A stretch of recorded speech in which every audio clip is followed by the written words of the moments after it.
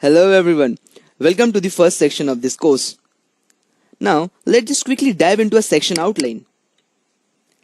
This section is purely based on the understanding of what is Termux, and then we'll go through the security features of Termux. Next, we're gonna learn what is shell and why we're using the Termux. Next, we'll quickly go through its installation process and we'll understand what is F-Droid. What are the various usage of Termux and its package management? And lastly, we'll have a short Q&A board. Feel free to throw up all your doubts in Q&A and I would be happy to guide you. So thank you so much for taking up this course. Your journey throughout this course is gonna be amazing. Wish you all the best and see you in the next class.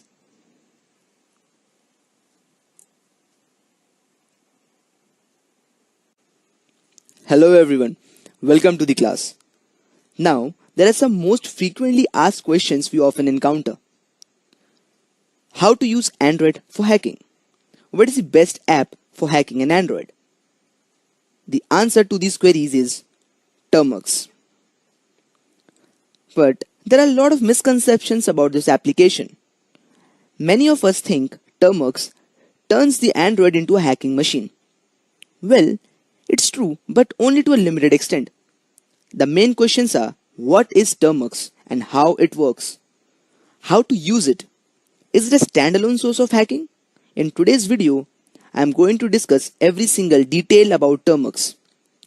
Also, I'll clear all the misconceptions about the Termux. We'll find out whether it is a hacking machine or just a normal command line utility. So let's begin. Now, the first question arrives. What is a Termux? A Termux is a Linux terminal emulator application for Android. A terminal emulator is a program that allows the users to access the command line interface, that is CLI, in a graphical environment. Now, if you have studied the basics of computer, you must know about the shell and command line interface. If not, we have a short video of shell, which will clear your all concept regarding shell. Now, we'll quickly come across the features of Termux. First, Termux is secure. It is feature-packed. Termux is customizable. Also, Termux is explorable. Also, it is with batteries included. Now, can you imagine a more powerful yet elegant pocket calculator than a read-line powered Python console? Up-to-date versions of Perl, Python, Ruby and Node.js are all available. It is ready to scale up. Connect a Bluetooth keyboard and hook up your device to an external display if you need to. Termux supports keyboard shortcuts and has full mouse support. Also, Termux is tinkerable. Develop by compiling C files with Clang and build your own projects with CMake and pkgconfig. Both GDB and strans are available if you get stuck and need to debug. So these are the features of Termux. Thank you so much for this class. See you in the next class. Now this is a short video of what is shell. A shell is a command line interface, CLI, or you can say a program that takes commands from the user and instructs the operating system to perform tasks on the basis of these commands. I'll come again. A shell is a CLI, that is command line interface, or you can say a program that takes commands from the user and instructs the operating system to perform tasks on the basis of these commands. There are many shells used in different operating systems, like Bourne shell, C shell, Born Again shell. All have a different set of features and command behavior. Most of the Linux distributions have Born Again shell, which is also known as bash, as their default command line. Hello everyone, welcome to the class. Now, the next question is, why Termux? Now, we know that Termux is a Linux terminal emulator. But why is it so famous and sometimes also called a hacking machine? Well, that's somehow true and sometimes a piece of false information also. Termux is not a standalone hacking application. As we discussed, it's a program that takes instructions and runs scripts. I'll come once again. As we have discussed, it's a program that takes instructions and runs the scripts. In some Linux distributions like Kali Linux, Parrot OS, we find a lot of tools for penetration testing. Most of them are CLI based and run through the terminal. We can also install various other tools and run different scripts made for penetration testing. So on Android, obviously you get a complete GUI environment where these tools won't work without any command line utility. That is where Termux is used to install such tools on your Android platform. Our Android is also based on a modified Linux kernel. That's why we can use the bash script in it. Also, that's why Termux can easily connect to the file system to perform the majority of the set of features, which allows you to use the Linux command line to install and run various scripts. So that was a wrap of introduction to Termux. Now let's move to installation and basic usage. Hello everyone, welcome to the class. Now we'll talk about the installation process. There is no complicated process to install the Termux on your smartphone. Termux app is available on Google Play Store. You can download the app and directly install it on your Android phone. Also, there is an alternative way to install Termux, which is called F-Droid. It is actually the fail-safe way to install Termux with less built-in packages. The process is the same as you install any other application on your Android device. Just download, install and run the application. As discussed in the previous video, we can directly download Termux from Google Play Store. Also, we can download Termux from F-Droid. Now the question is, what is F-Droid? F-Droid is a community-maintained software repository for Android. Similar to the Google Play Store, the main repository hosted by the project contains only free apps. Applications can be browsed, downloaded and installed from the F-Droid website or client app without the need to register for an account. Anti-features such as advertising, user tracking or dependencies on non-free software are flagged in app descriptions. The website also offers the source code of applications it hosts, as well as the software running the F-Droid server, allowing anyone to set up their own app repository.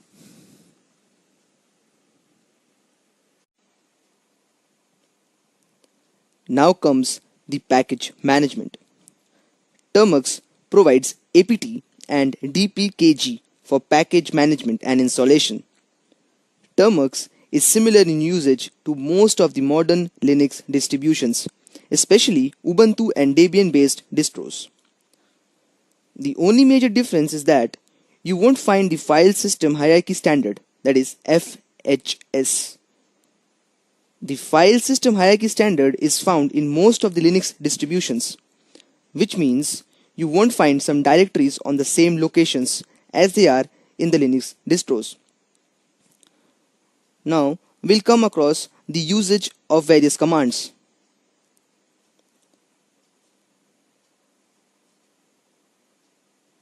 We'll come across all these commands in a practical session.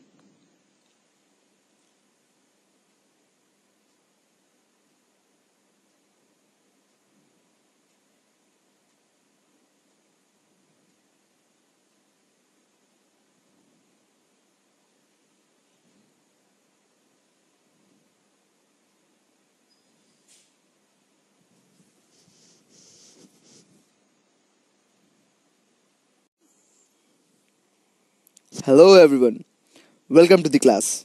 In this section, we will come across hands-on basic understanding of Termux. This section is very important in learning and understanding the usage of Termux. As we all know that if we have a base strong, then only we can make the skyscrapers, right? So without a further ado, let's begin.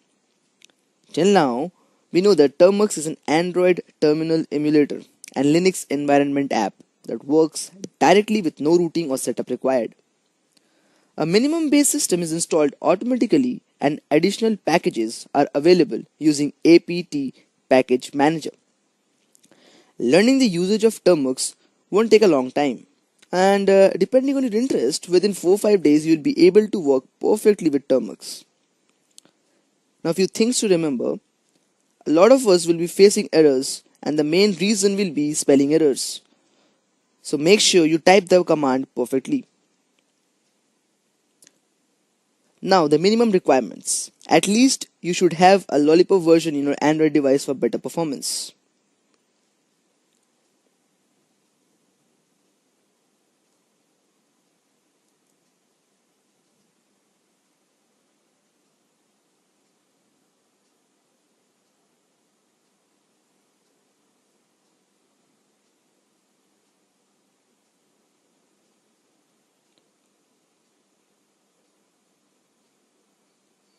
Let's open Google Play Store and search Termux and install. Make sure you're downloading the correct application.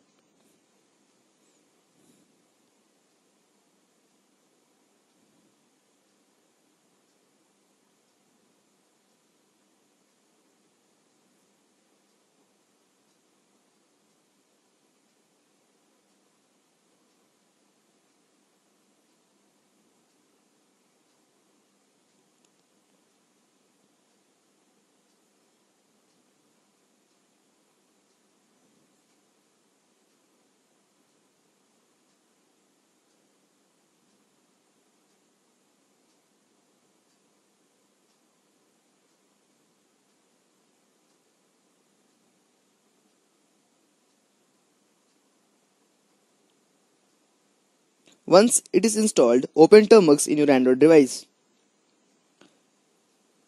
You'll see the interface. Make sure your internet connection is on.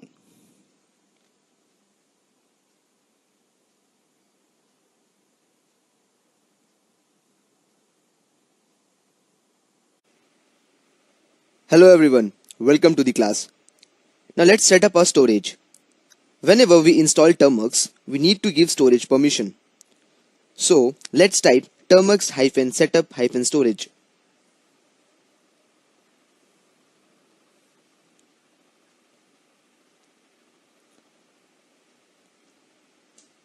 Always make sure you type the correct spelling. Also, it will ask you for allow permission. After allowing, we'll get the storage permission.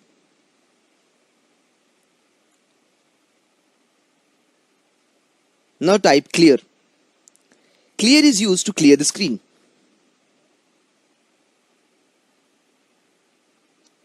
After this, we'll first update and then upgrade our Termux. Let's understand why we update and upgrade. Update is used to resynchronize the package index files from their source. Say, for example, if we were trying to update Ubuntu Linux, so it will resynchronize the packages from the source, let's say Ubuntu via the internet. And upgrade is used to install the newest version of the packages currently available. Upgrading involves transforming old system into a new system.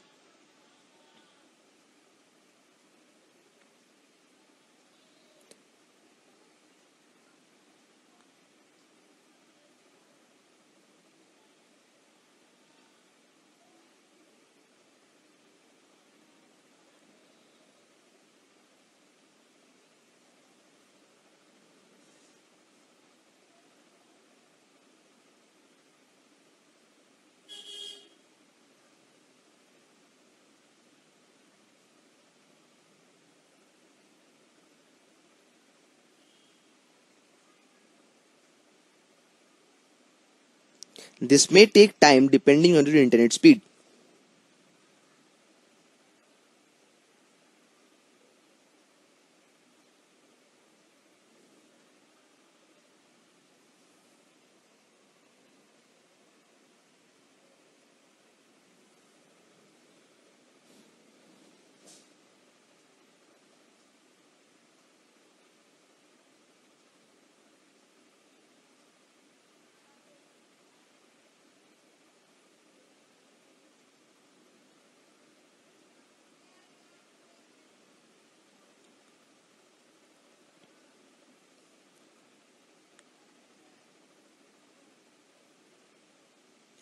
So, coming to the conclusion of this video, two things we need to remember after we install Termux in our device.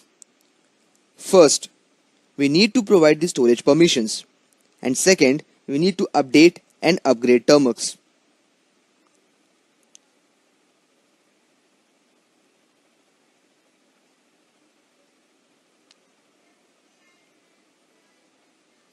Okay, so I hope till now we all are clear with the things. Now let's catch up in our next video. Thank you so much.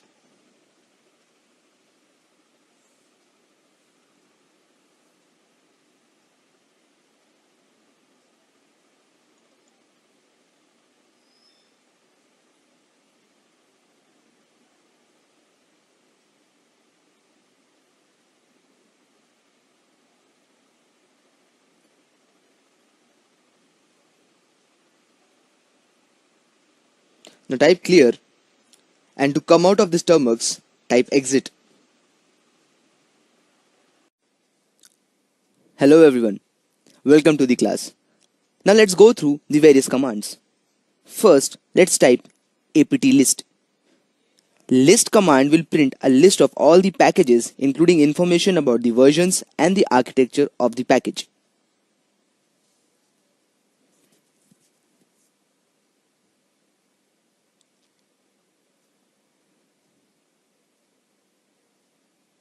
As you can see, list of packages.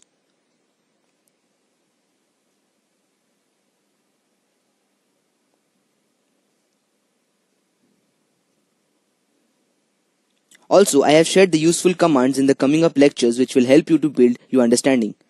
So as we are scrolling up, these are the default tools. We can easily install and uninstall these tools according to our usage. We can use apt install and the package name.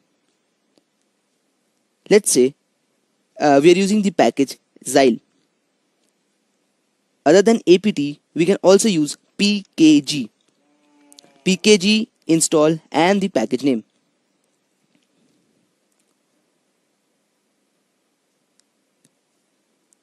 Let's suppose we want to get this Xyle package. So type pkg install Xyle. It will ask yes or no. Press yes or Y and then enter. You'll see the package is getting downloaded.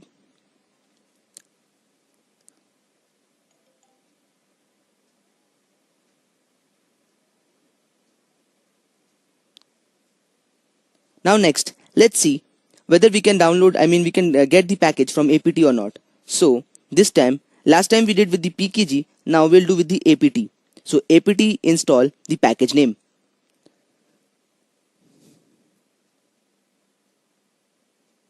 Before that, just apt list and check whether your package has been installed or not.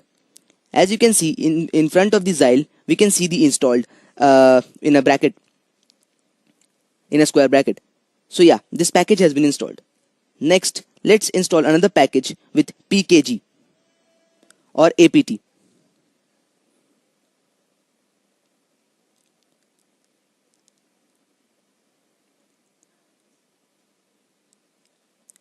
So let's type apt install package name. Say for example, we want to download C-Matrix. So C-Matrix is based on the screensaver from the Matrix website. It shows text flying in and out in a terminal like a scene in the Matrix movie. Once the package is installed, next we'll do the apt list and check whether it is installed or not. Just scroll up and check. All the packages are in the alphabetical order.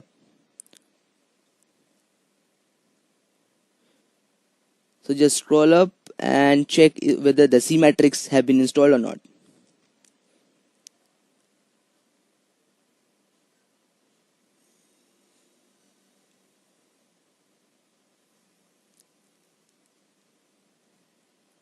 Yeah, we can see it is now installed.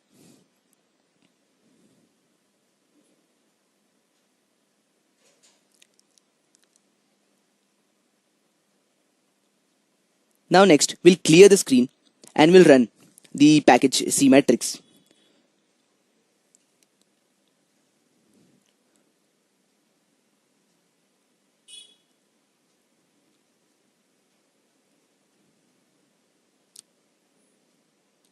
So as I have already told you, like C matrix is based on the screen saver from the matrix website. Yeah, it shows the text flying in and out the terminal like a scene in the matrix movie.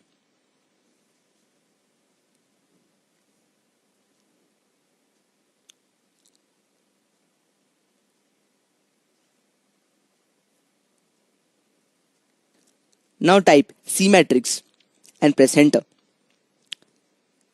As you can see, the text are flying as a screensaver.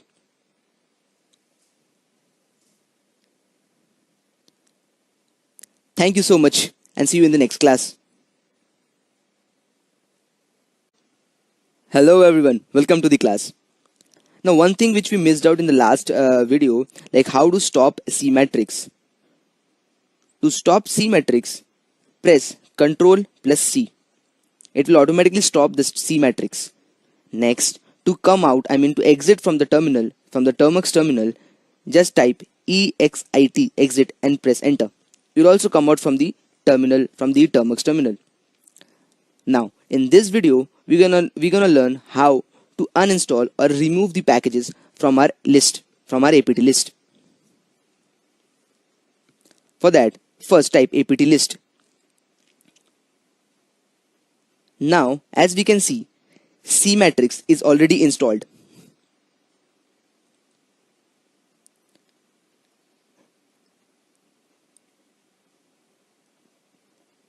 Yeah, so now type apt remove, that is apt remove and the package name.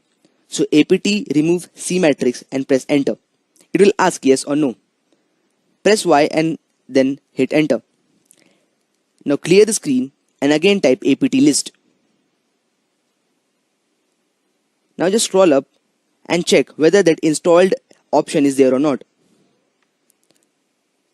As you can see, in front of the C matrix, the installed has been removed, which means our package has been. Hello everyone, welcome to the class. Now in this class, we'll come across the various commands in the Termux. First, we'll know what is the show command. For that, we'll type apt show and the package name. The show command will give all the details of the packages.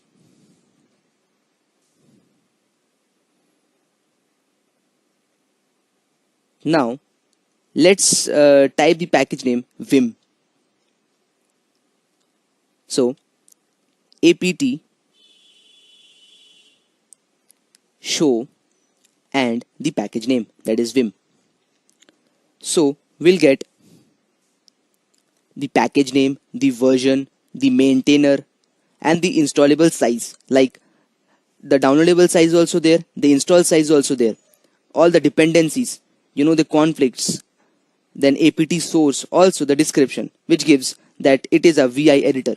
So apt show vim, the show command gives us all the details of the packages.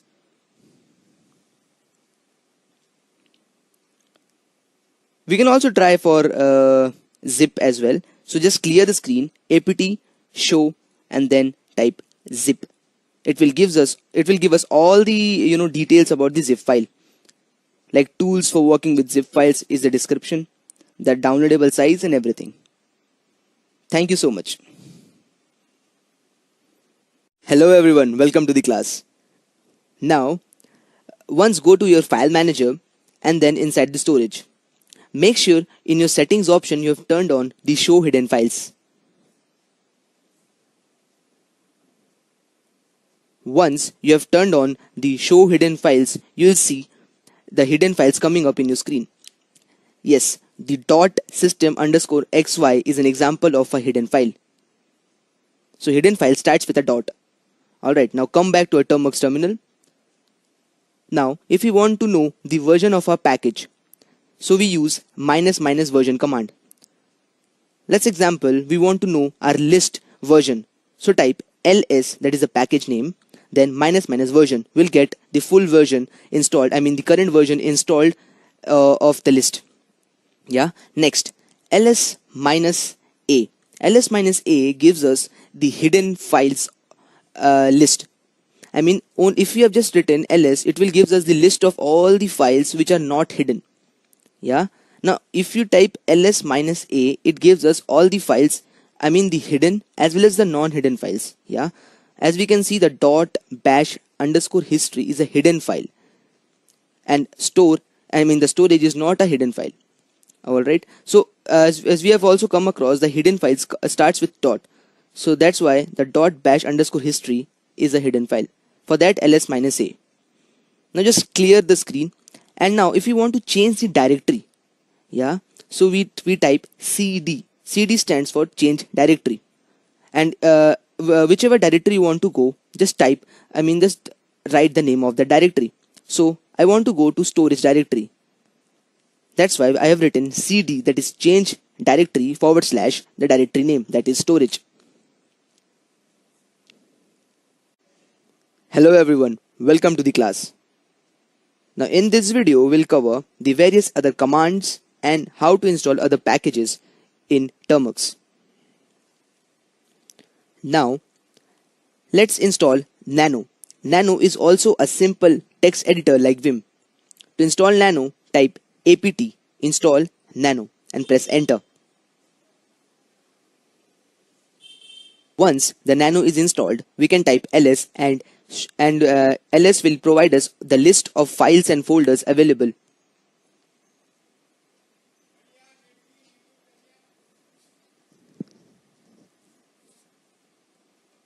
Now, as we can see, ls has shown all the list of files and folders. Now, if we want to see what's inside tnet.txt, we need to use the command cat. Now, what is the cat command? Now, cat stands for concatenate, which is one of the most frequently used command in Linux and Unix. Cat command allows us to create single or multiple files and view the contents of the file, concatenate files and redirect output in the terminal or files. So now let's type cat and the file name, that is tnet.txt.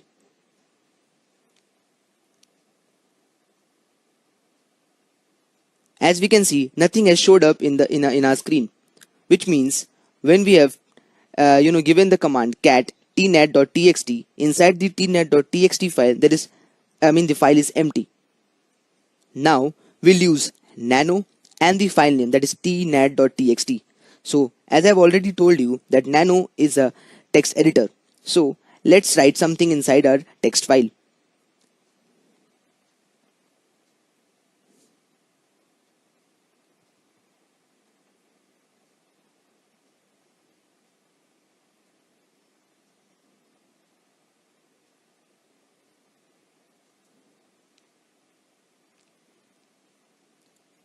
As you can see, I have written hey and wish you all the best.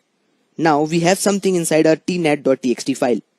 Now to come out of this nano text editor, press Ctrl and X.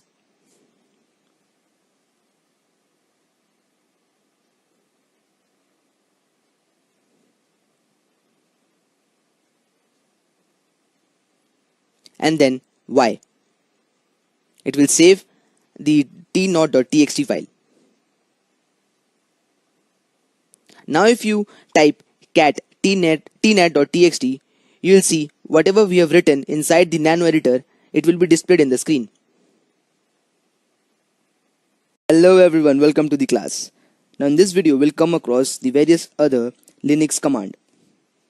First, we'll know what is pwd command. The pwd command is a command line utility for printing the current working directory. It will print the full system path of the current working directory to a standard output. First, just clear the screen and type pwd. As we can see, the pwd command has printed the full system path of the current working directory to a standard output. If we type ls, we'll get all the files and folders inside our present working directory.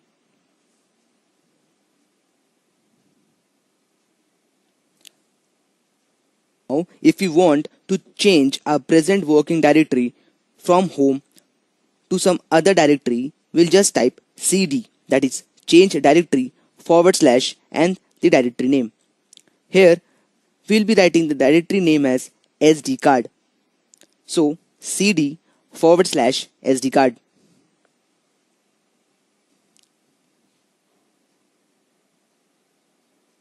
And once we ls, we'll get the list of full folders and files inside our SD card.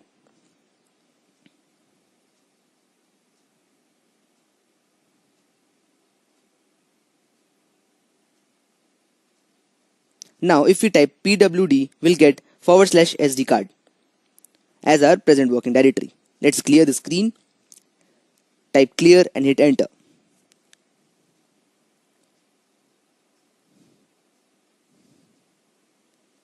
Now our current directory is SD card.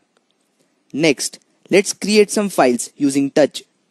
So what is touch? The touch command is a standard command used in Unix Linux operating system which is used to create, change and modify timestamp of a file. So basically with the help of touch, we can create new files. Just type touch and the file name.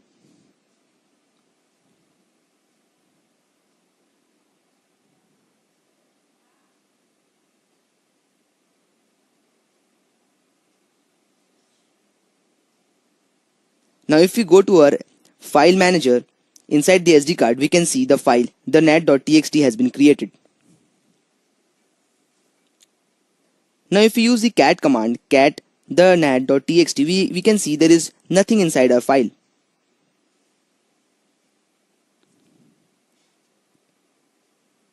Now to add up something inside our file, we'll use the command nano. We already come across the nano as a text editor, so we'll type nano and the file name, that is the nat.txt.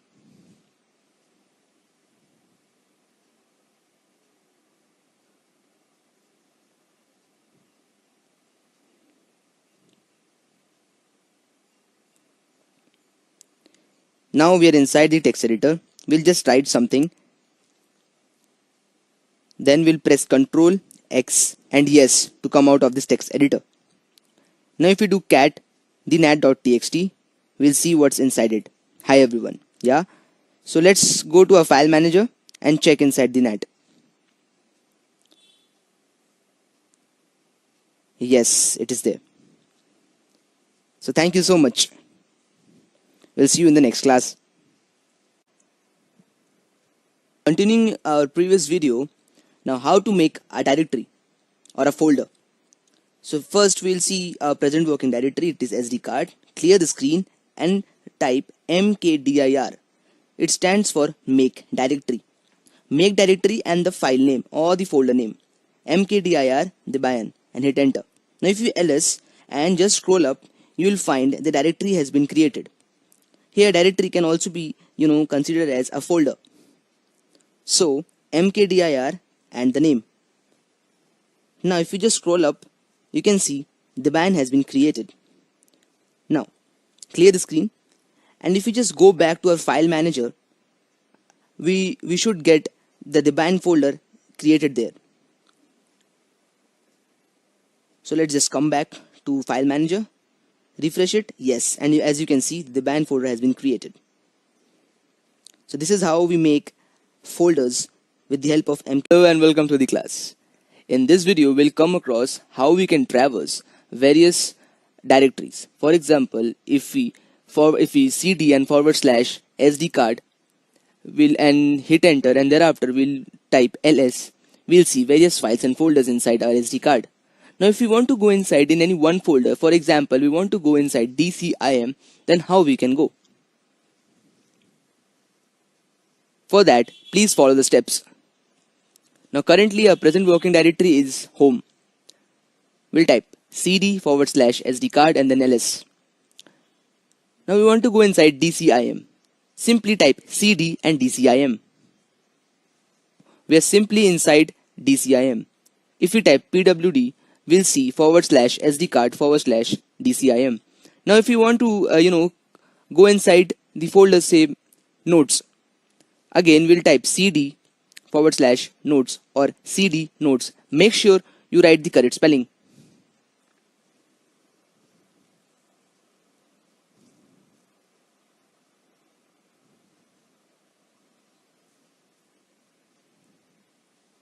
Now if we type pwd, we'll get /sd card / dcim and / notes. Now clear the screen. Now we're currently in notes, right? Now if we come out from this folder, simply type cd space dot dot. Now if you type present working directory, you will see the present working directory is sd card dcim.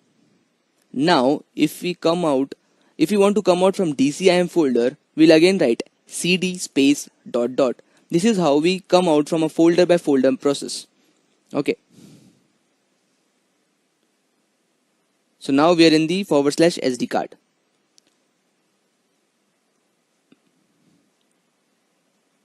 Now again we'll go to the notes and we'll see how to come out directly from note to our home folder. For that, simply type cd and hit enter.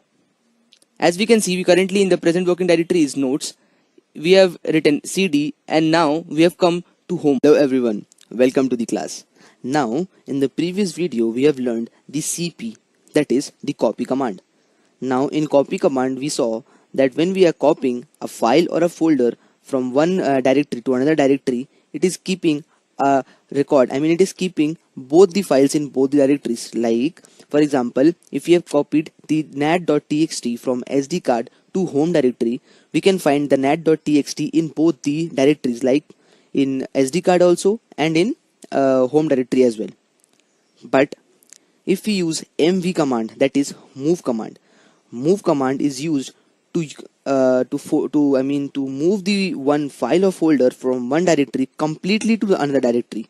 You won't find, like if we just move the nat.txt or any file or folder from SD card to home directory, you won't find it from in SD card once it is moved to home directory. Okay, so let's begin the video.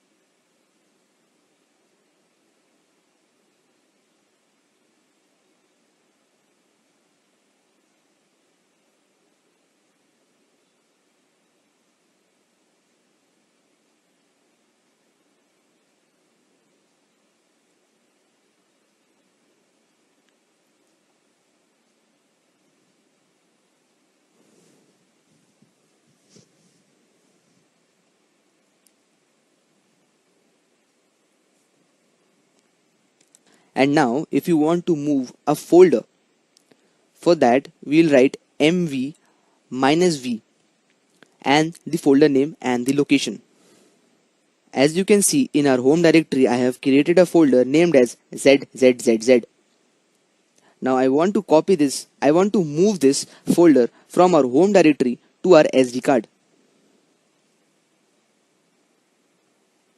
So now type mv move -v for the folder and the folder name, also the location. Like we can see inside the SD card we have a debian folder. I want to move this zzz into inside the bind. Alright. So there was some, yeah, as you can see. We have written mv -v zzz and we have given the location. As soon as we have pressed enter, it is showing created directory /SD card / the bind and /ZZZ, remove directory ZZZ, which means from home directory ZZZ has been removed and it has been created inside SD card inside the debian folder. Alright, now if you do ls, you can see that the ZZZ folder has been removed from the home directory.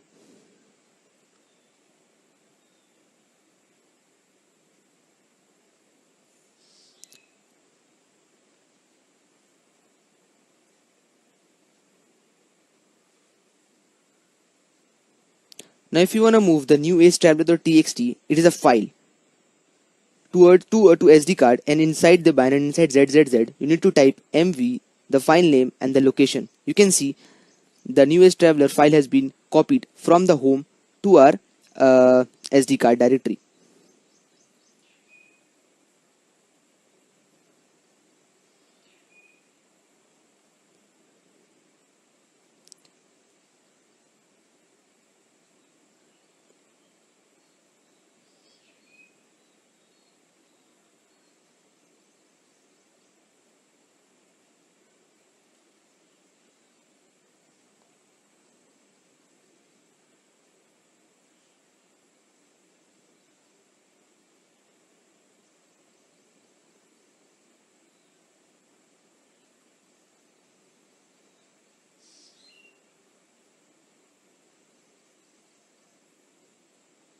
As you can see, hello everyone and welcome to the class. Now in this video we're gonna learn the RM, that is the remove command. Okay, so remove a file or a folder we use RM. To simply remove a file we use RM and the file name. To remove a folder we use RM space minus RF and the folder name. Okay, so currently we are inside SD card, and inside SD card we are inside the Debian folder, and inside the Debian folder we are inside ZZZZ. Alright, and we all know that inside ZZZZ we have a txt file that is named as the new age traveler.txt. Now we want to remove the new age traveler.txt. Now we know that to remove a file we write rm as remove command and then the file name.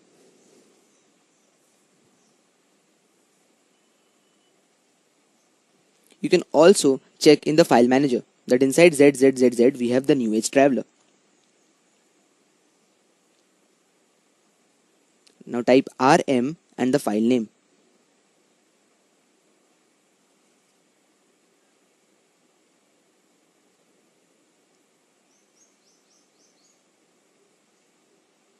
Once you ls, you can see that the new age traveler.txt file has been removed. Also you can check with the file manager. Now we want to remove the ZZZZ folder. For that, just type cd dot dot, we will be inside the Debian folder. Now type rm minus rf and the folder name.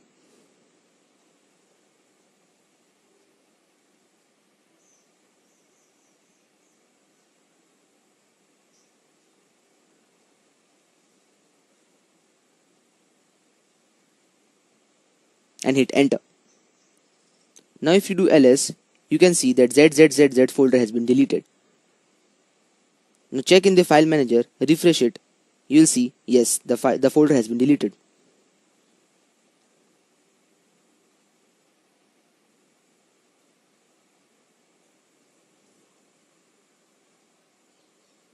Everyone, welcome to the class. Now this video gonna be a mix of mk, that is make directory, and a cp, that is copy command. Alright, so in this video we're gonna first make a folder and then we'll copy some files inside that folder. Follow the procedure as shown in the video step by step. Now currently my pwd is in the Debian folder. So first I'll make a directory named as abc.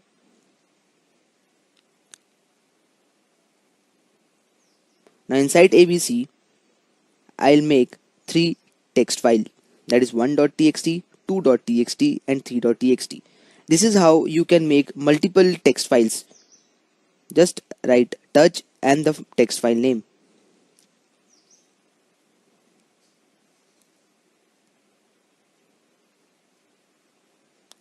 And now inside this abc folder I'll make a directory, a folder named as inside abc. You can distinguish between the file and the folder. The files are in plain white color, and the folders are like dark blue. Alright, so now I want to copy 1.txt inside the inside abc folder. Currently, if I do just pwd, my current working directory is abc. Yeah.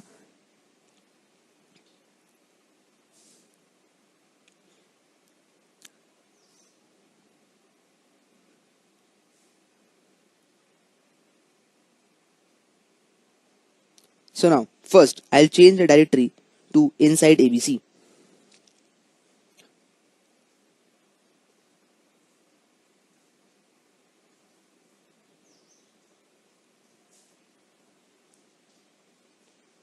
Now I'll type cd space dot dot and come out from inside directory inside abc to simple abc directory. Yeah. Now I want to copy 1.txt to inside the abc. Okay. So write the command cp, then the file name 1.txt and the file you want to copy inside. I mean the folder you want to copy inside. So cp 1.txt and inside abc. If you ls, you can see that the file is still there because we have used the cp command. Now if we cd and type inside abc and if we ls, we can see 1.txt is inside. Hello everyone and welcome to the class. Now in this video we're gonna learn the uname command. Now first, if you want to know the architecture of your device, type uname -m.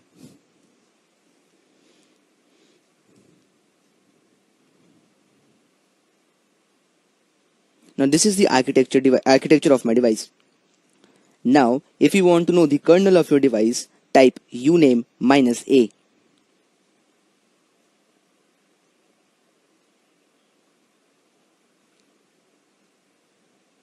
Also, you can use this uname command from any directory, whether it's home, whether it's SD card, or whether it's anywhere. You'll get the same architecture and the same kernel device. So, now type uname -a to get your kernel device. I mean the kernel of your device. Yeah. So it's Linux architecture 64 Android.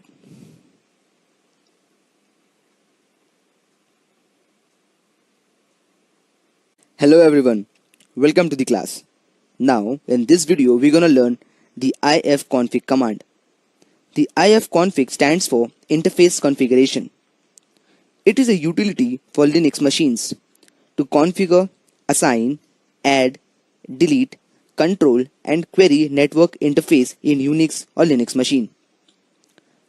Common Linux users use ifconfig command to assign IP address and network to an interface or to disable or enable a given interface. Simply type ifconfig. If the ifconfig package is not there, just type pkg install, and if you will be able to see the two packages which we want to download.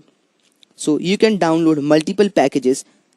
Just type pkg install busybox and net-tools. Since it is already installed in my Termux, so it is showing that the tool is already in the newest version. So just clear the screen. Now type ifconfig. Just a second, my Wi-Fi is off. Yeah. So again type ifconfig.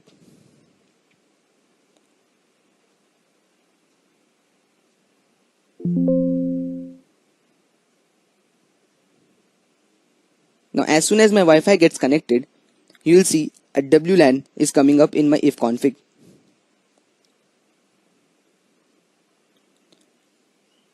WLAN stands for wireless LAN, that is wireless local area network.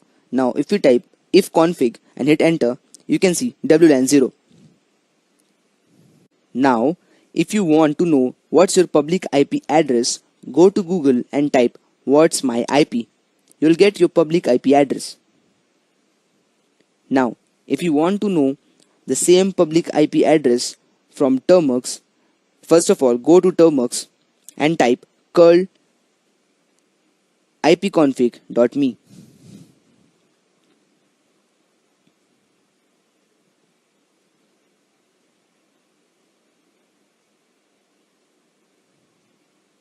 As you can see, you're getting the same public IP address as shown in the Google.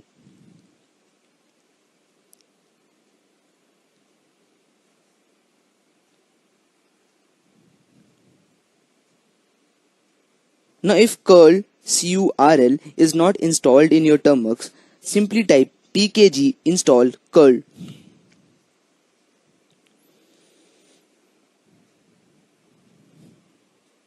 Hello everyone and welcome to the class. Now in this video we'll come across the ping command.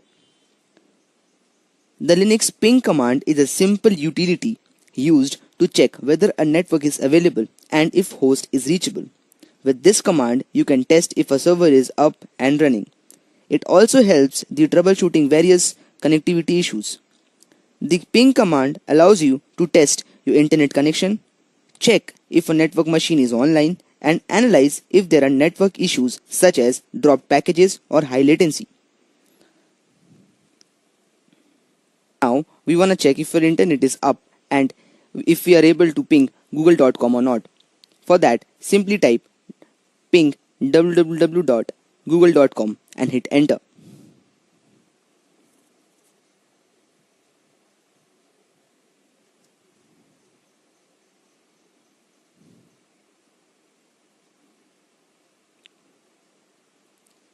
As you can see, we are getting response.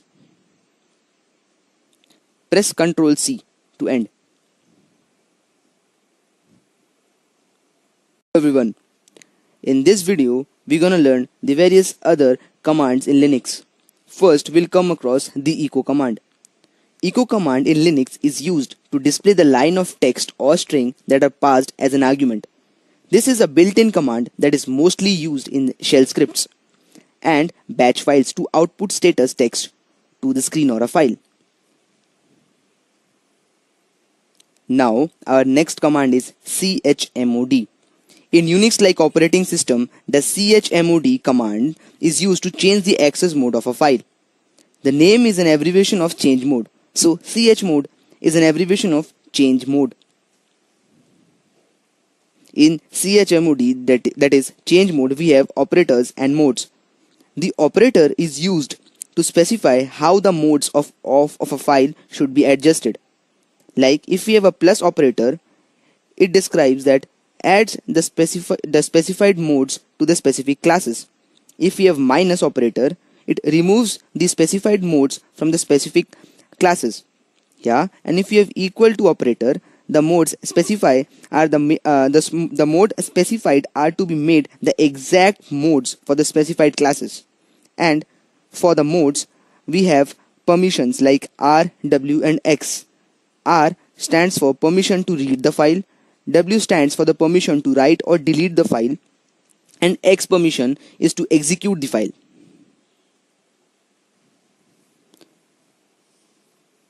Now first of all, I'll just create an executive file. So just write touch python.py. Also we can add up multiple files. So touch AA, BB, and CC.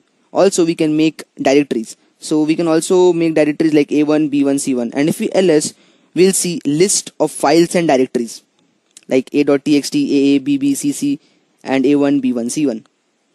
Now I want to change mode of python.py to full executive mode.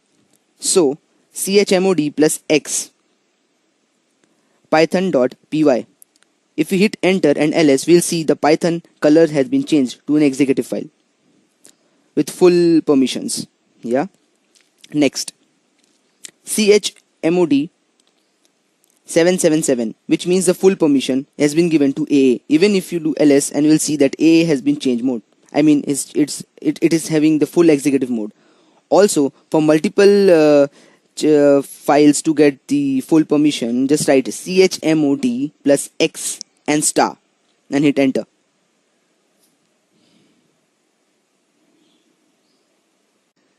Hello everyone and welcome to the class. Now in this video we'll come across various other Linux commands. First we'll understand what is cal, that is cal. Cal stands for calendar. If you type cal and hit enter, you will see the calendar. So today is 4 June 2020. So if calendar is not installed, simply type pkg install util.linux and hit enter. It will install all the necessary utility packages.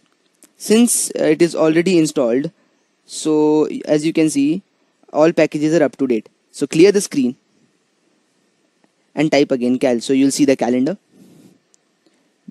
Next command is df. The df command, short for disk free, is used to display the information related to file systems about total space and available space. If no file name is given, it displays the space available on all currently mounted file systems.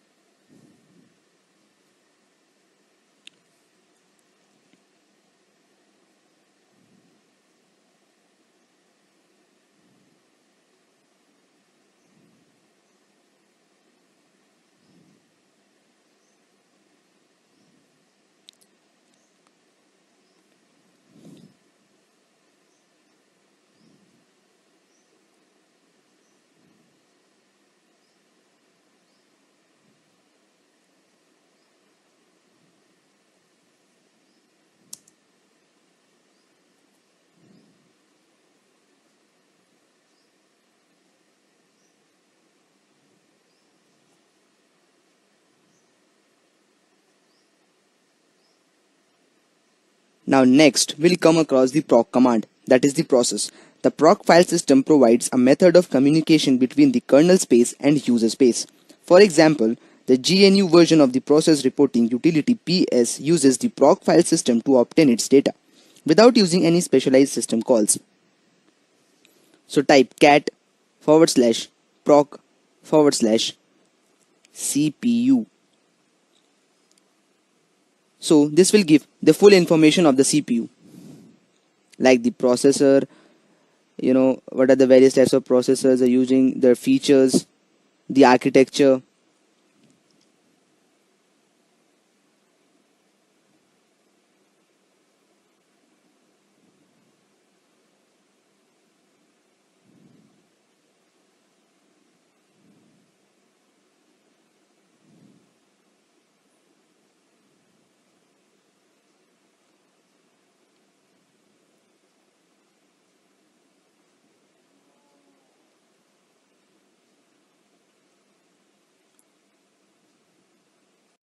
Hello everyone and welcome to the class.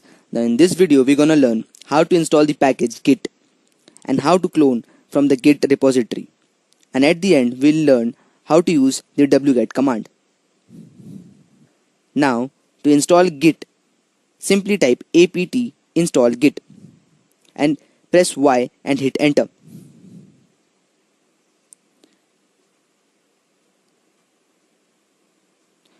Once our git has been successfully installed, go to the git repository. Just copy the link of any GitHub repository you wanna clone and come back to the Linux terminal.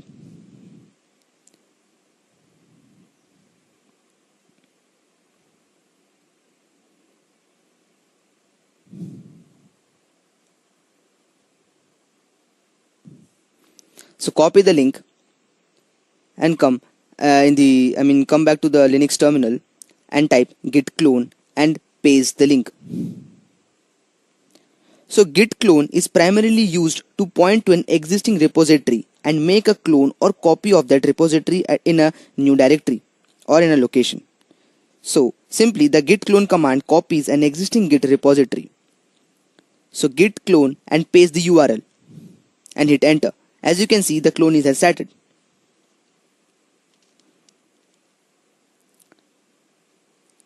To check if our cloning is done or not, simply type ls and hit enter.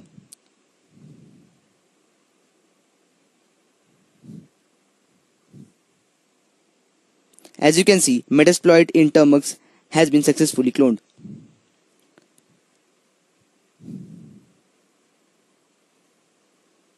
So you can also change the directory to Metasploit in Termux and hit enter.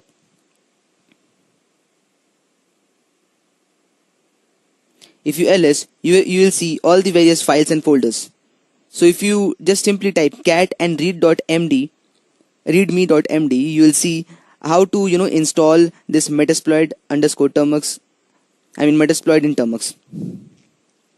So this is the full procedure given.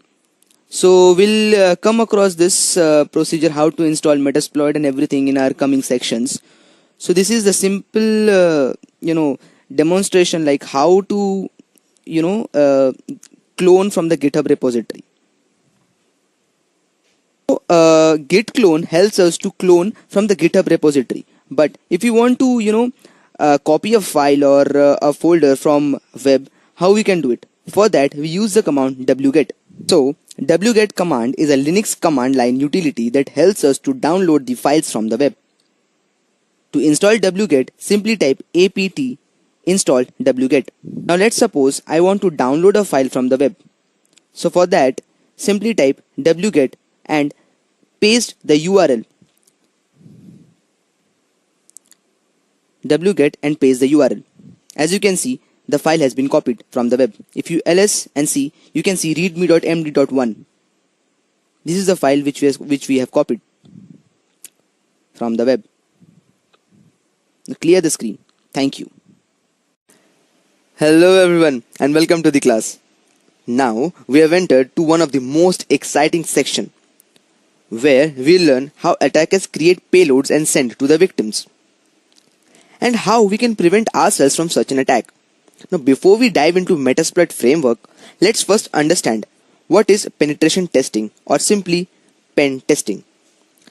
In simple terms, it is a process to identify security vulnerabilities in an application by evaluating the system or network with various malicious techniques. I'll come again. In simple terms, it's the process to identify security vulnerabilities in an application by evaluating the system or network with various malicious techniques. A penetration testing is a method of evaluating the security of a computer. The purpose of this test is to secure important data from outsiders, like hackers who can have unauthorized access to the system. So basically, a penetration testing is a method of evaluating the security of a computer system. The purpose of this test is to secure the important data from outsiders, like hackers who can have unauthorized access to the system. Now the next important question is, why conduct a penetration testing? Now we'll quickly go through 4 important points. First, government data must be secured while transferring between different systems. Second, protecting your brand by avoiding loss of consumer confidence and business reputation. Conducting a penetration helps us to secure user data. Also, to find the security vulnerabilities in an application. What is a Metasploit framework? The Metasploit project is an open source computer security project which provides an information about the security vulnerabilities and aids in penetration testing and IDS signature development.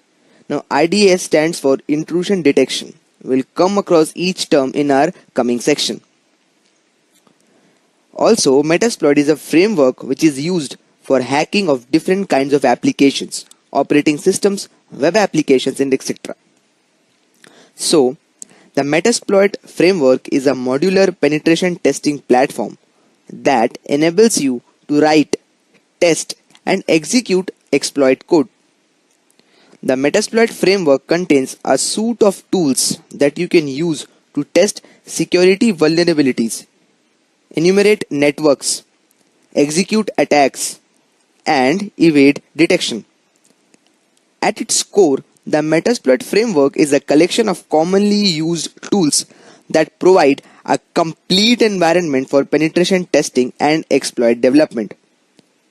So in simple terms, we can say Metasploit framework is used to find the vulnerabilities of a machine and exploit it, which means hack into the system. So currently there are more than 1500 exploits available. Can you just imagine the amount of impact this framework creates? Now let's quickly go through the history of Metasploit framework. It was first created by H.D. Murray in 2003 in Perl. And the follow-up project came in 2004, which is known as Metasploit 2.0. In 2007, Metasploit 3.0 was released, and in 2009, Metasploit was acquired by Rapid7. Then, Metasploit Pro and Metasploit Express was developed. Now, the architecture of Metasploit. It is very important to understand the basic structure of Metasploit and how it is designed. We should not directly start with the exploiting targets, right? Let's start with the architecture. In libraries, we have REX, that is Rex, MSF Core, and MSF Base. So Rex, it's basic library for most tasks. So we can say Rex is a basic library for most of the tasks. It handles sockets, protocols, text transformation, and others. MSF Core, it provides the basic API. It defines the Metasploit framework. So MSF Core provides the basic API, but MSF Base provides the friendly API. It provides simplified APIs for the use in the framework. Now, in the modules, we have exploits, auxiliary, payloads, encoders, no operation, that is NOPs.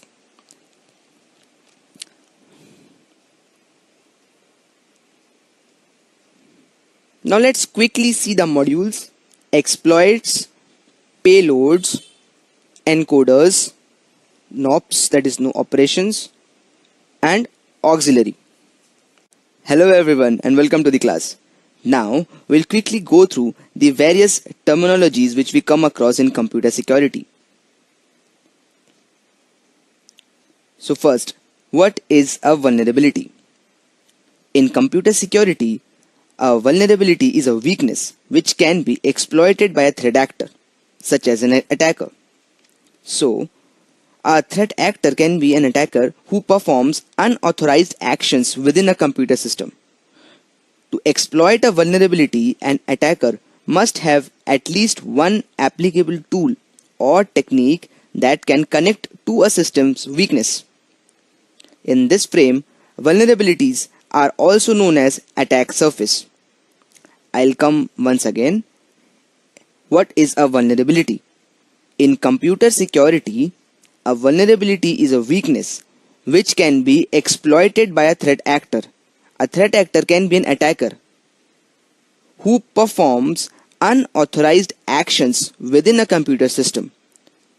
To exploit a vulnerability, an attacker must have at least one applicable tool or technique that can connect to a system weakness.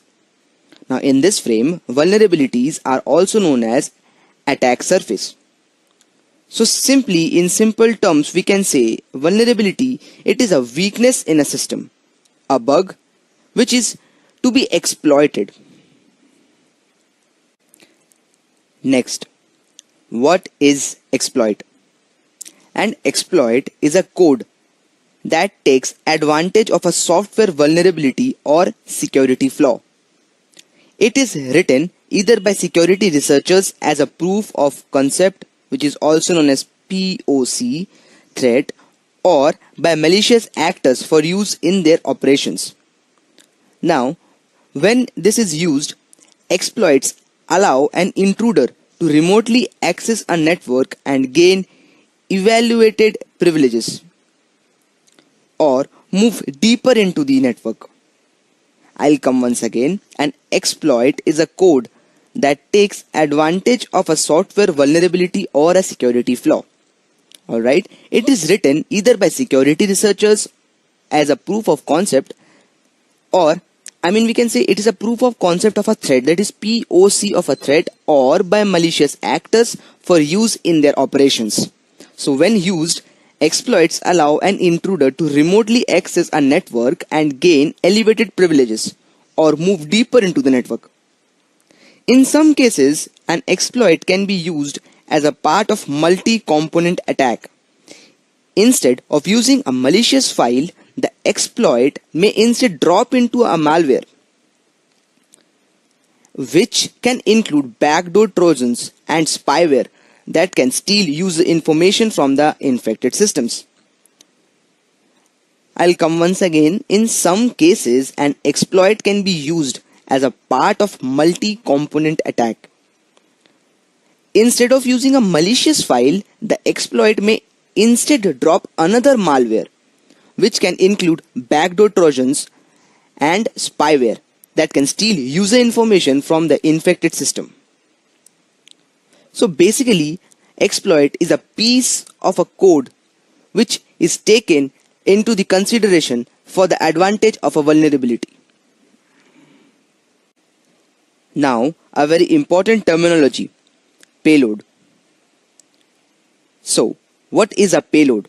What can be done using it? Well, a payload can be considered to be somewhat similar to a virus. A payload is a set of malicious codes that carry crucial information that can be used to hack any device beyond limits. Okay, beyond limits that you can imagine. For example, if we are trying to hack any Android device, then with the help of a payload, we can hack software as well as hardware. Let's take an example. If we hack any Android device, then we can access the camera as well as the microphone of that device. So payload works on the principle of reverse engineering, in the sense that we normally hack any device by finding its vulnerability and then we attack the device. But in this case, the payload itself becomes the vulnerability of the victim's device. So generally, a payload refers to a set of codes which a hacker designs according to his/her requirements. And then with the help of social engineering, which includes defective links, fake sites, etc., the payload is sent to the victim's device or is embedded within an application, probably a legitimate application that the victim downloads. The victim does not have any idea about the payload sent by the hacker, as the payload doesn't show any signs of its presence directly to the victim. Now, the victim grants the application permission that is required for it to be installed. Now, once the application with the embedded payload is installed by the victim, the device gets hacked. Now, the hacker has the permission to access the victim's device, and the embedded payload sends information to the hacker, as it is connected to the hacker's PC as well. For example, you can click on photos using the camera, access the microphone, and many more things. So, in simple terms, payload, it is another piece of code that is executed through a given exploit, and it lets us control a computer system after it's been exploited. Now, we'll quickly go through the module of the architecture of our Metasploit. First, encoder. Encoders are used to evade the antivirus softwares and firewall. However, it has no effect on the functionality of the exploit. So some popular encoders are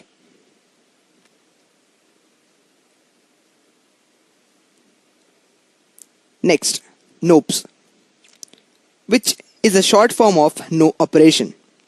So, no operation keep the payload sizes consistent, ensuring that validly executable by the processor. Basically, it makes the payload stable. Next, we have auxiliary. It provides additional functionality like scanning, fuzzing, and information gathering. Next, payload. So, in payloads, we have three types: singles, stagers, and stages. So, in single, payloads that are self-contained and completely standalone, that is, as simple as adding user to the target system on running For example, say calculator.exe. So singles are usually standalone. Next, stages. Set up a network connection between the attacker and victim and are designed to be small and reliable. In stages, payload is divided into stages. And when we come to the stages, it's a payload components that are downloaded by the stagers module. So we can say stages are components of stager module. Okay.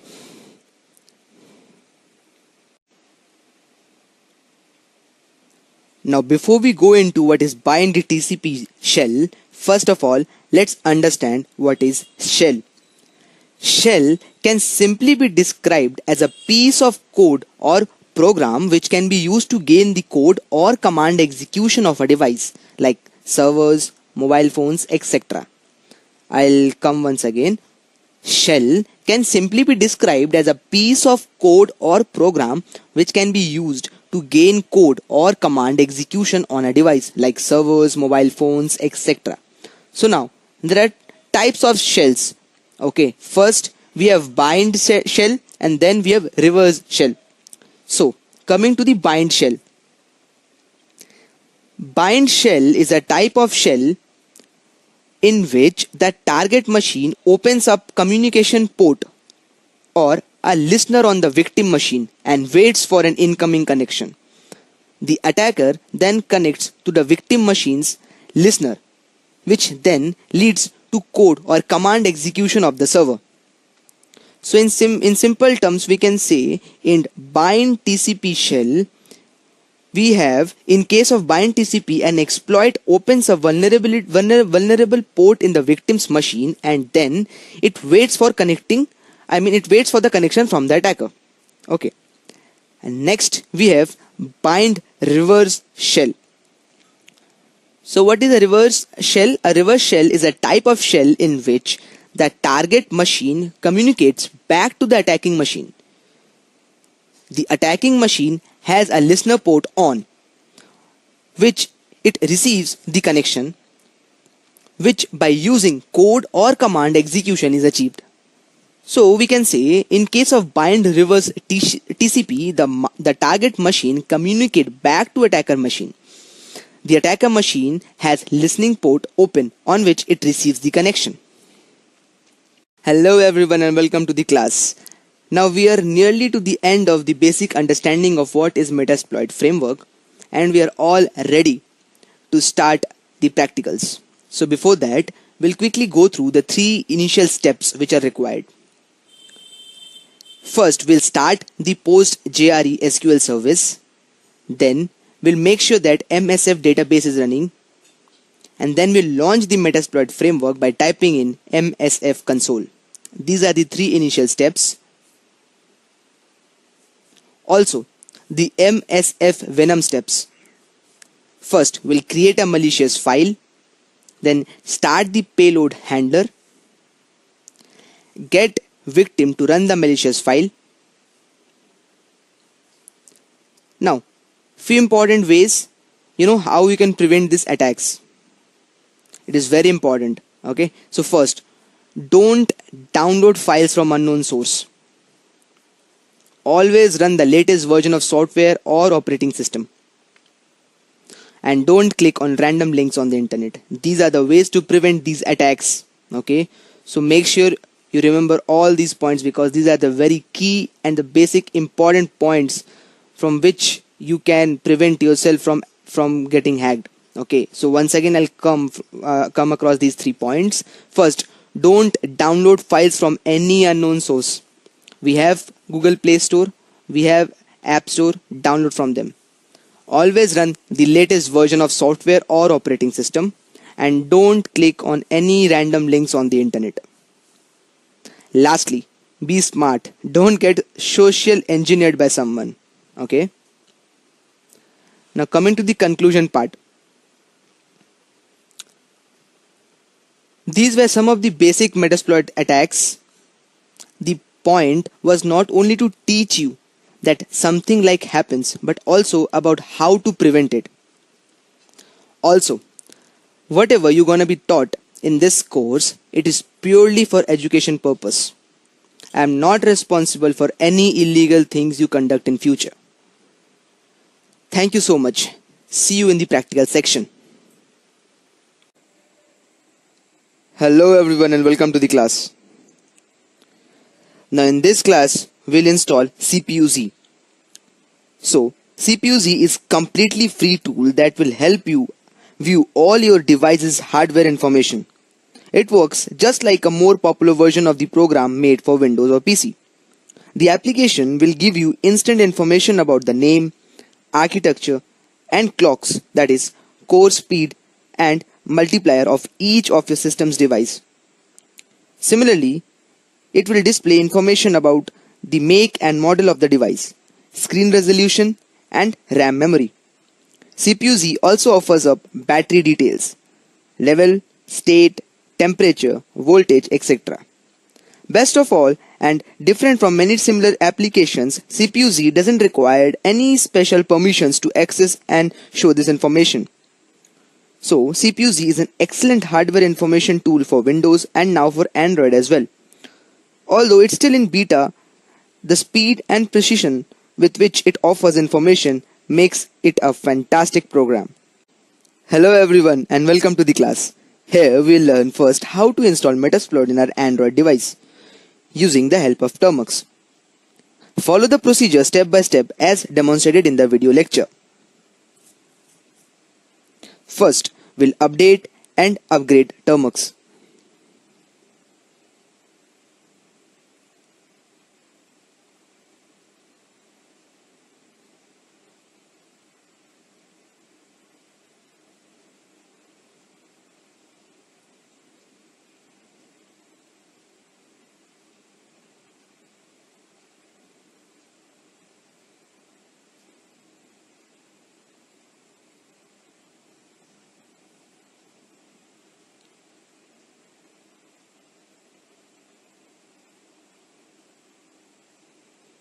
Please follow the procedure step by step as demonstrated in the video lecture.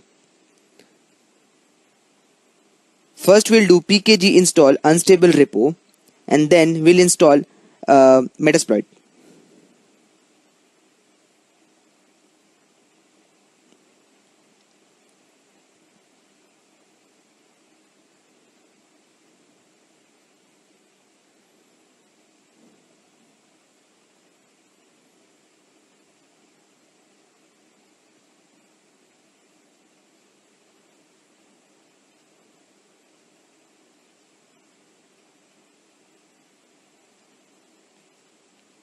Press Y.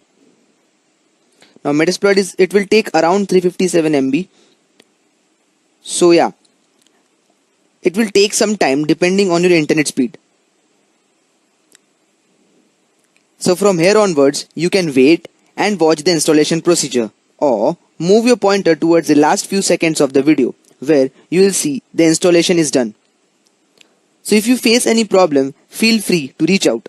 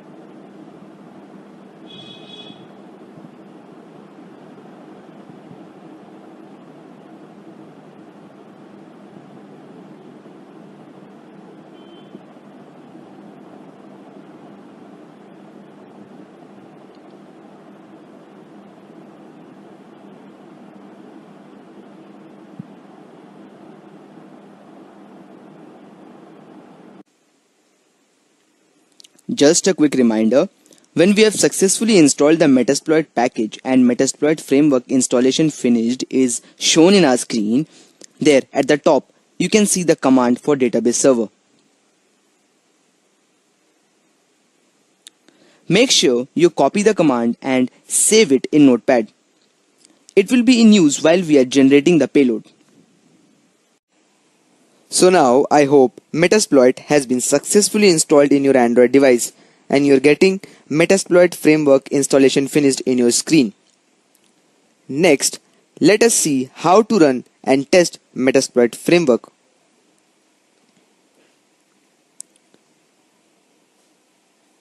If you directly type Metasploit, it will show command not found. So, first of all, we need to go inside the Metasploit framework directory. Now, if you have installed correctly as demonstrated in our last video lecture, then you need to first go to user directory. So, for that, first cd space ...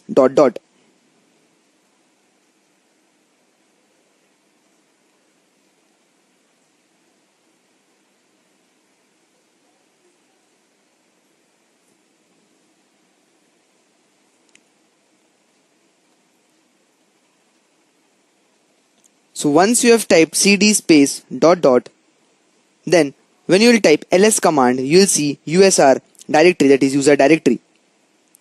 Change the directory to user, then ls. Next, we need to go to opt directory.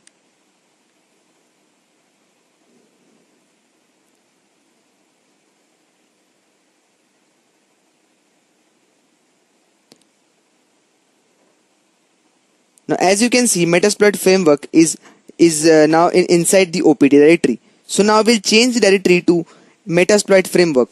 Simply type cd space Metasploit framework and hit enter.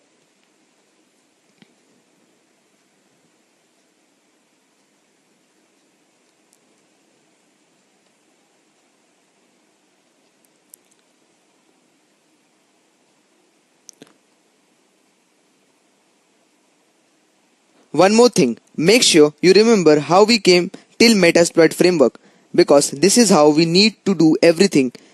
This is how we need to do every time when we'll be using Metasploit. As you can see, we are inside the Metasploit framework. There are many files and folders inside it.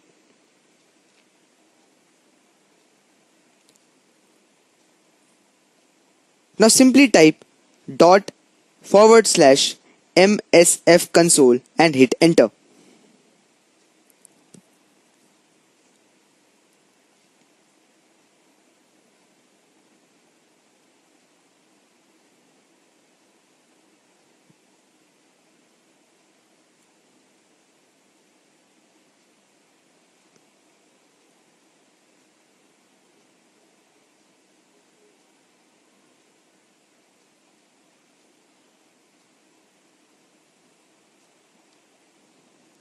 Now what is the MSF console? The MSF console is probably the most popular interface to the Metasploit framework. MSF. It provides an all-in-one centralized console and allows you efficient access to virtually all the options available in the MSF, that is Metasploit framework. MSF console may seem intimidating at first, but once you learn the syntax of the commands, you will learn to appreciate the power of utilizing the interface. Now, once everything is installed successfully, you will see the number of exploits, auxiliaries, posts, payloads, encoders and nopes available. Now we have come across all the terms in our previous video lectures and reading materials. So till now, if you face any problem regarding understanding of any terms or the installation procedure, feel free to reach out. Thank you so much. See you in the next class. Till now, we have successfully installed Metasploit framework and run the MSF console. Now, we can use the help command to see what are the commands available inside the MSF console. Simply type help and hit enter.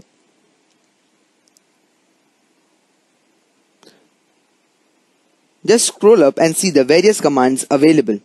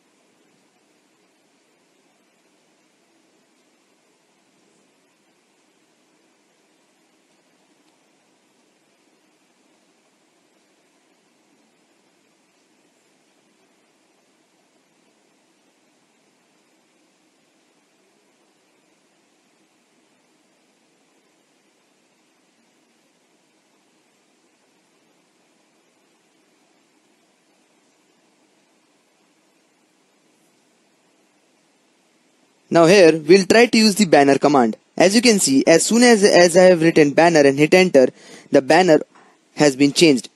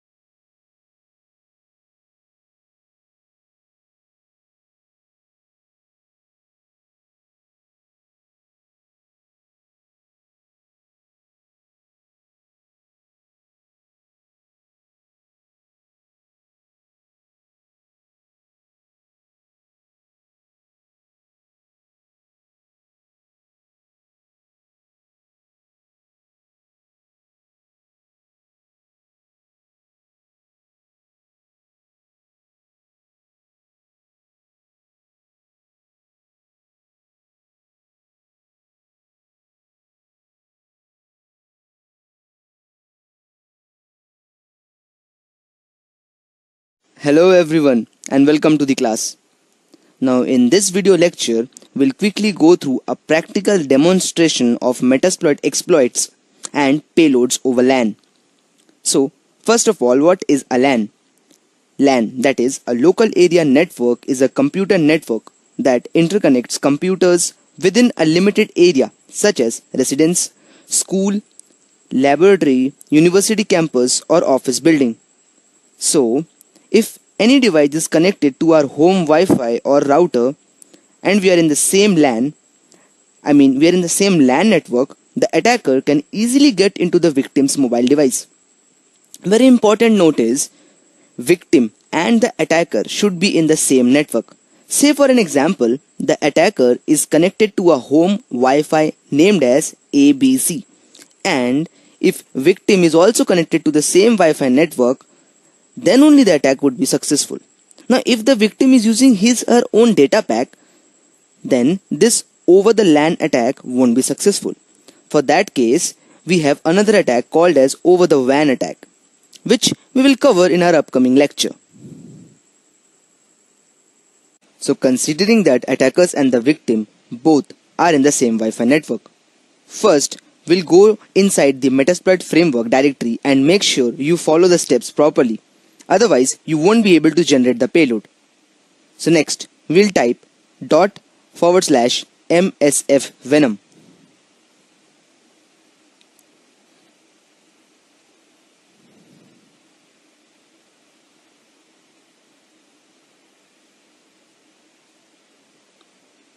In simple terms, MSF Venom is used to generate the payloads for any operating system.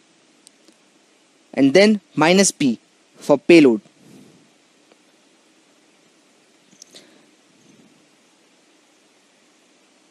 Then we need to generate payload for Android. So Android /meterpreter/reverse TCP.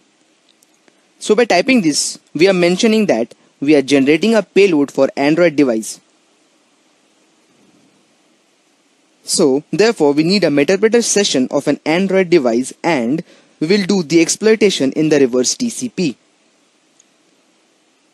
I'll come once again. In simple terms, MSF Venom is used to generate payloads for any operating system, and then -P for payload. Then we need to generate a payload for Android.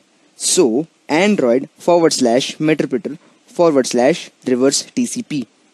And so by typing this, we are mentioning that we are generating a payload for Android device. So we need a meterpreter session of an Android device, and we'll do the exploitation in the reverse TCP. Then we need to write lhost. So lhost is listening host. So now open up a new session in Termux, make sure you're connected to a Wi-Fi and type ifconfig.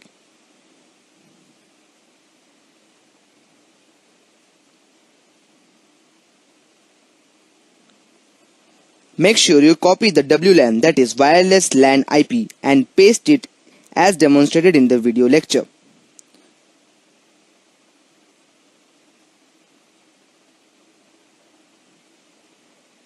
One important point to remember, IP address are different for different devices. And one more important thing, if you are facing any problem in understanding LAN, WLAN or IP address, please go through the articles and reading materials attached in this course. And also very soon I'll be coming up with complete networking course for beginners, which will be very useful for all of us to understand the use of computer networks. So coming back to our payload generation, after lhost is given, we'll write lport, that is listening port. We have a range of 65,000 ports available in our system. So we'll simply use any port number, say example 4444, and then type in -O for output and give the path, like where you want to save this payload in your device.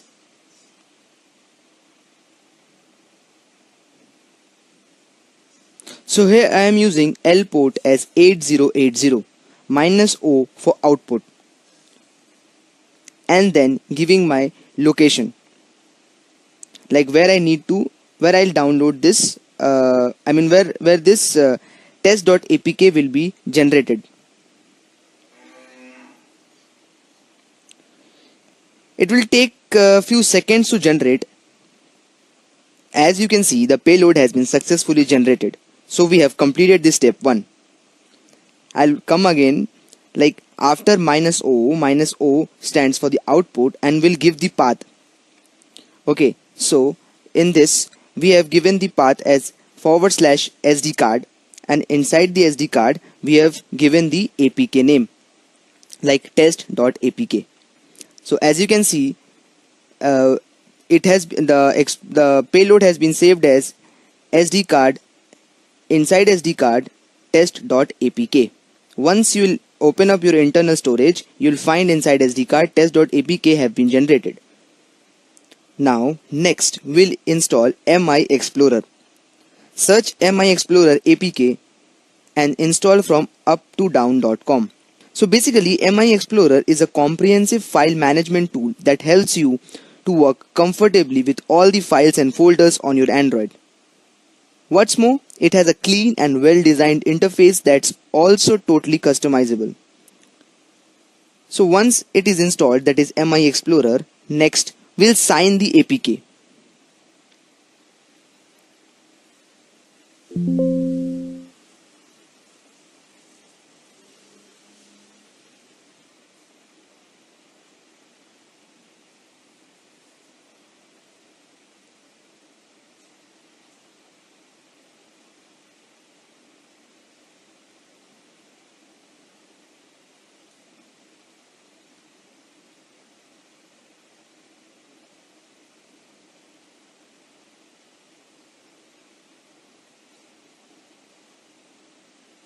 So we'll download the latest version. I have already downloaded, so it's there in my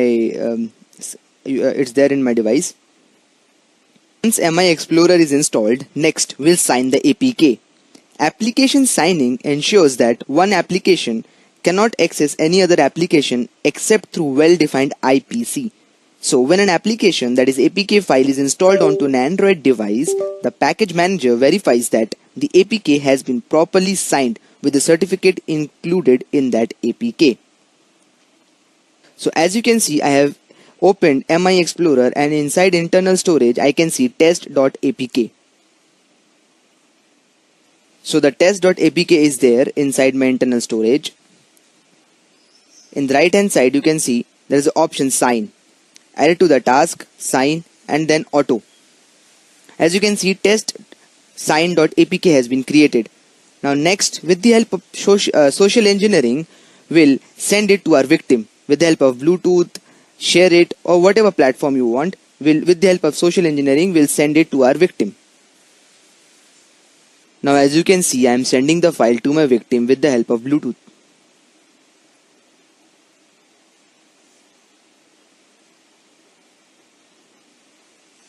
So sending file to Redmi. As you can see, this is my victim's device. The file this is the incoming Bluetooth file. We need to accept it. Test sign.apk.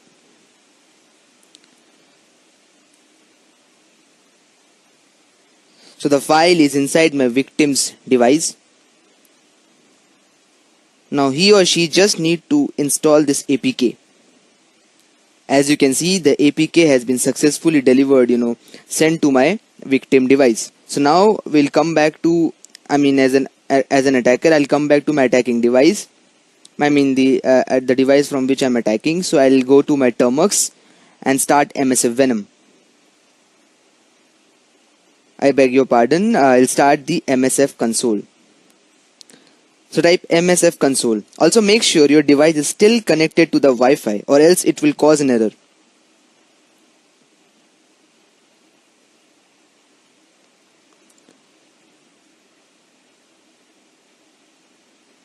Now starting the Metasploit framework console.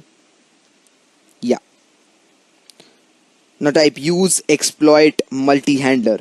Make sure you type it correctly as shown. So this multi-handler ensures that it makes the connection between the attacker and the victim. And after this, if you forgot the command, then type show options. It will show you all the things required. Since we know, then we'll proceed with lhost and lport. Again make sure The attacker and the victim are in the same Wi-Fi network.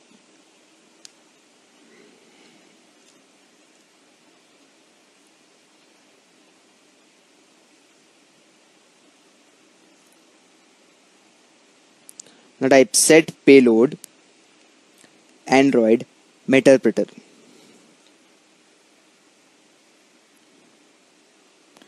Reverse TCP.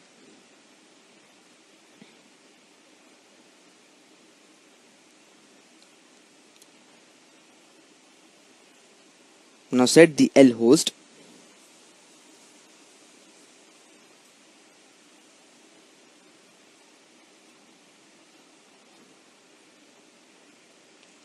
So we'll quickly open up the session and we'll copy the WLAN IP address and paste it.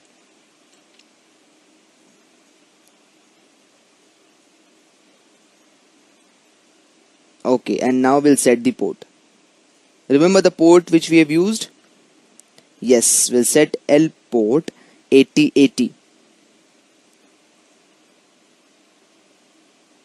And then we'll hit exploit and hit enter. Type exploit and hit enter.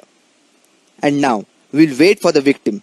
As soon as the app gets installed, and once the victim will definitely try to open it, but it won't be opened. That's the time when your session will be created. So let's just wait for our victim to install the app, and we'll just wait for the victim to once click that app once it's installed. As soon as he or she click that app, we'll get the session. As you can see, now we are inside our victim's device and we'll quickly install testsign.apk.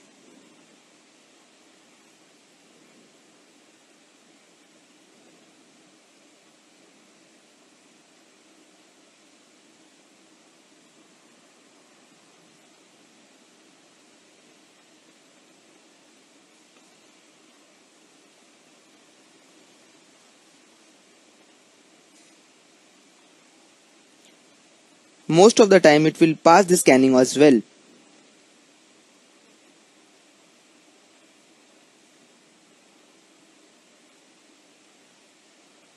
So, as you can see, the app has been installed in my victim's device. But when he or she will try to open it up, it won't get opened. But a session will have been created in our from attacker's session.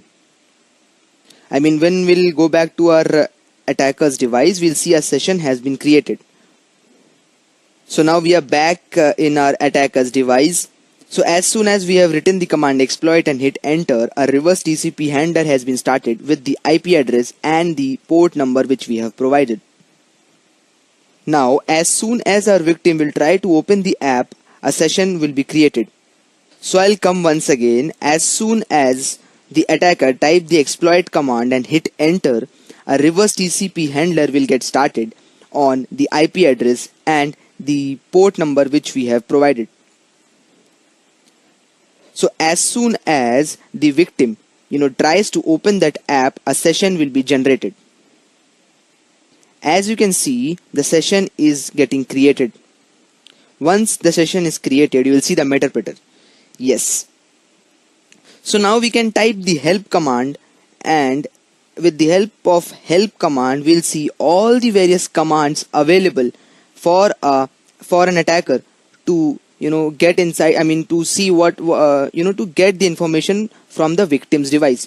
We have background session. We have BG kill, that is background kill, background list, background run. There are so many commands. With the help of type help command, and you will see a list of commands that are available for an attacker to exploit his or her victim.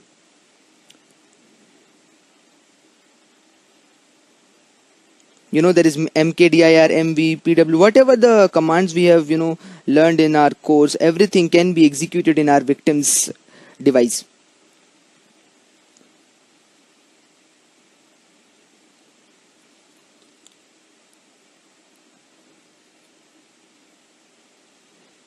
Yes, we can dump the SMS. this means that whatever SMS are there inside our victim. Oh, you can see the session has died because our victim has somehow rebooting his or her system, his or her device, or uninstalled this app, or simply locked the device. That's why the session has been died. We'll learn how to make it persistent in our coming video, so that whenever our victim